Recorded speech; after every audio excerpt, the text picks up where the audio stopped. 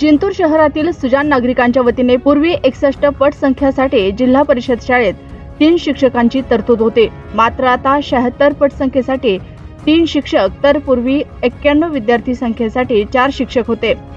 आता ते 106 विद्यार्थी संख्येला मिळणार असल्याचा अध्यादेश काढून लागू केला आहे।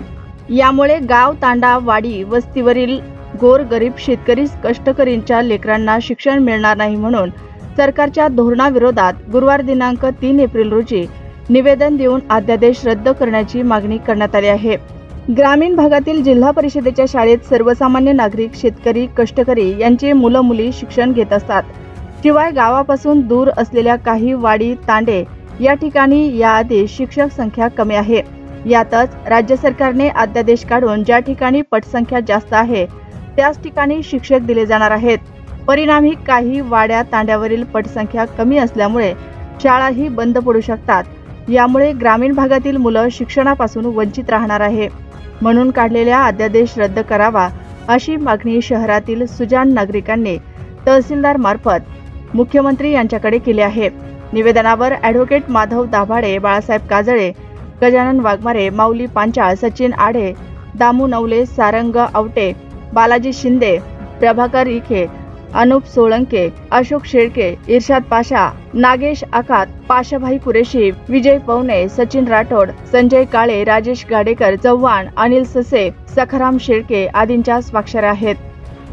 आज इथे शासनाने 13 मार्च 2025 रोजी एक GR पारित केला आणि त्या GR नुसार सरकारी शाळांना पूर्वी 61 विद्यार्थ्यांमागे 3 शिक्षक दिले जायचे, त्याऐवजी आता शासनाने त्याऐवजी 76 विद्यार्थ्यांमागे 3, 106 विद्यार्थ्यांमागे 4 म्हणजे पूर्वी 4 शिक्षकांसाठी 91 विद्यार्थी संख्येची अट होती, त्याऐवजी आता 106 केली।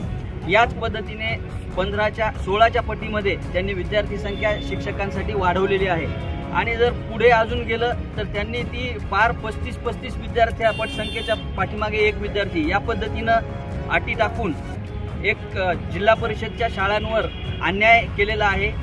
शेतकऱ्यांच्या, गोरगरीब शेतकरी, कष्टकरी यांचे लेकरं शिकू नये यामागे अशी काहीतरी भावना आहे असा संशय निर्माण होतो। म्हणून याविरुद्ध एक निवेदन देण्यासाठी आम्ही इथे जमलेलो आहोत। आज तहसीलदारांना निवेदन आम्ही जिंतूर तहसीलदारांना दिलेलं आहे, त्यांच्या मार्फत मुख्यमंत्री यांना ते लवकरच आमच्या भावना कळवतील अशी अपेक्षा व्यक्त करतो आणि या जाचक अटी लवकरात लवकर शासन रद्द करील अशी अपेक्षा बाळगतो।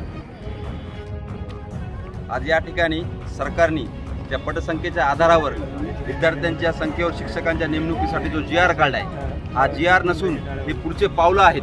हळूहळू यांना जिल्हा परिषद शाळा बंद पाडायच्यात आणि गोरगरिबाचे लेकरं या ठिकाणी वाया घालायचेत।